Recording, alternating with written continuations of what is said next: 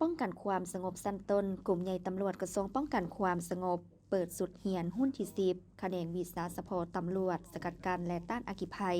ศกปี 2025-2026 ในวันที่ 6 พฤษภาคม 2025 โดยการเข้าร่วมเป็นเกียรติมีพลจัตวาปริญญาเอกวันทรสุริศักดิ์คณะพักกระทรวงรองหัวหน้ากลุ่มใหญ่ตำรวจมีคณะพักกลุ่มใหญ่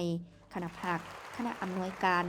ครูอาจารย์แขกถึกเซินและนักเรียนเข้าร่วมพันโทคำพูดศรีหนูลาดหัวหน้าอำนวยการโรงเรียนปกส.สันต้นกรมใหญ่ตำรวจได้ผ่านแผนการเรียนการสอนแขนงวิชาเฉพาะตำรวจสกัดกั้นและต้านอัคคีภัยโรงเรียนปกส.สันต้นกรมใหญ่ตำรวจศกปี 2025-2026 ซึ่งท่านให้ฮู้ว่าเพื่อพันขยายแผนยุทธศาสตร์การปรับปรุงก่อสร้างกำลังป้องกันความสงบเว้ารวมเว้าเฉพาะแม่นกำลังตำรวจสกัดกั้นและต้านอัคคีภัยให้มีความหับประกันทางด้านปริมาณและคุณภาพมีความหนักแน่นทางด้านการเมืองแนวคิดเข้มแข็งทางด้านการจัดตั้งมีความสำนิสำนาญทางด้านเวียกงานวีซ่าเฉพาะมีคุณสมบัติศีลธรรมปฏิบัติมีจรรยาบรรณจรรยธรรม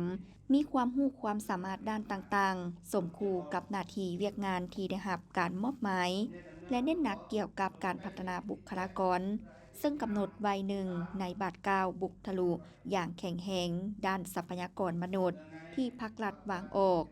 และเพื่อก่อสร้างและพัฒนาบุคลากรเหล่าหลบวิสาสะพอตำรวจสกัดกั้นและต้านอัคคีภัยให้มีคุณภาพคุณธรรมมีจรรยาบรรณมีวินัยเข้มงวดมีความรู้ด้านวิสาสะพอในระดับที่แน่นอน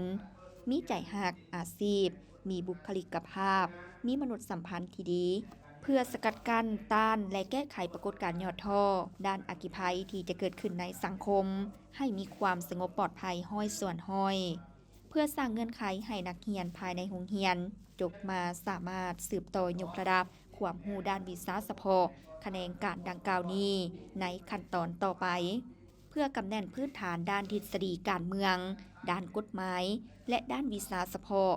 สามารถนำเอาบทเรียนไปหมุนใส่เข้าในเวียกงานวีซ่าเฉพาะและพฤติกรรมตัวจริงได้ซึ่งหลักสูตรการเรียนการสอนหุ้นที่10แขนงตำรวจสกัดกั้นและต้านอัคคีภัยศกปี 2025-2026 กำหนดเวลาทั้งหมด 1 ปี มี 3 หมวดวิชาเรียนคือหมวดโมดูลทั่วไปใช้เวลา 10 วันเท่ากับ 70 ชั่วโมงหมวดโมดูลพื้นฐานวิชาเฉพาะใช้เวลา 62 วันเท่ากับ 434 ชั่วโมงหมวดโมดูลวิชาเฉพาะใช้เวลา 176 วันเท่ากับ 1,232 ชั่วโมงมีนักเรียนทั้งหมด 294 คนหญิง 69 คน